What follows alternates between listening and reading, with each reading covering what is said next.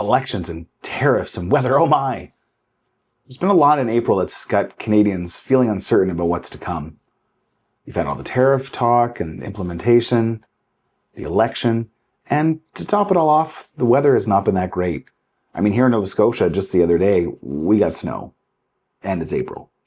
Doesn't really feel like spring. And the market's kind of reflecting that a little bit. But thankfully, we are kind of immune from the national trends.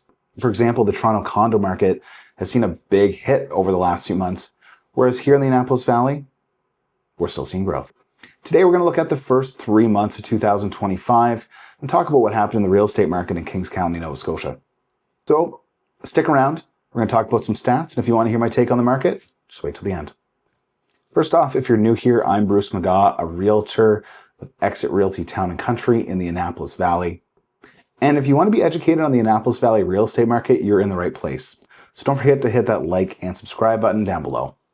If you're thinking about buying real estate in the Annapolis Valley, you can give me a call, text, DM, or if you'd like to, you can book a call with me through my Calendly link in the description below.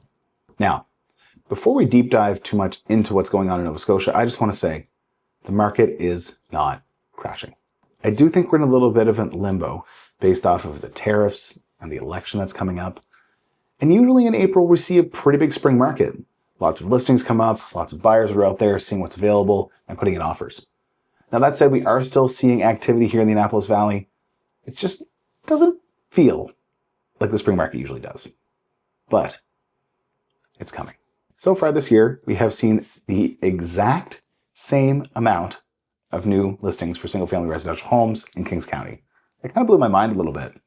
So there's been 181 homes listed in Kings County from January to the end of March for 2024 and 2025. Imagine that.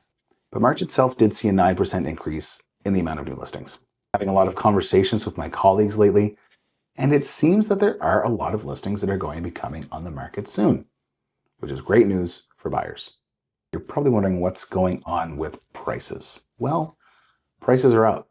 March year over year saw a pretty big increase of 15%, and that number is sitting at $454,000 right now. And the year-to-date number, that's up by 10%. Right now for 2025, Kings County is sitting at an average of $427,000 for single-family residential homes. So with that average sales price, what does that mean for the list to sale price ratio? How much are people getting for their houses right now? Well, we're starting to see competition creep back in. It's not as intense as it used to be. And still, that's only for those properties sometimes that are being deliberately listed under market value. There's lots of different strategies that you can take when listing your home, and you have to make sure that you're doing the one that works best for you and for your situation. Year to date, we haven't seen much change from February for that list to sale price ratio. That's still sitting at about 96%. March crept up slightly from last year to 97.5% for the list to sale price ratio. That means we're still in quite a strong market, and a lot of properties are getting what they're asking for their sale price.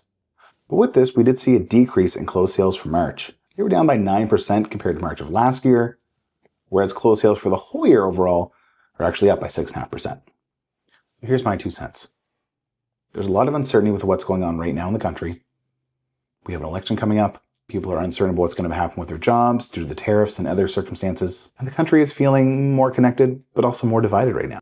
That said, I think the numbers from April of 2025 might look a little different than April of most years.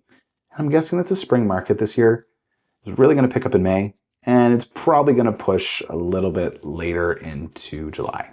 My biggest tip, if you're a buyer and you're thinking about getting into the market, this could be a great time. People are waiting at the sidelines to see what happens. With all the uncertainty, they don't really know which way to turn. But if you're confident in your situation, you've got the down payment, you're ready to move, you could find a deal. There's lots of homes that might work for you. And if you're flexible on your area, we could really find you something that's going to work great. Nova Scotia's real estate market seems to be relatively immune to those national trends that we're seeing. And with the fluctuation in the stock market, it's just making real estate here a better investment every day. The numbers are showing that we're still having growth in the Annapolis Valley and Nova Scotia. And hey, why wouldn't you want to live in Nova Scotia? It's a great place to be. So if you're thinking about moving here, give me a call. And don't forget to hit that like and subscribe button.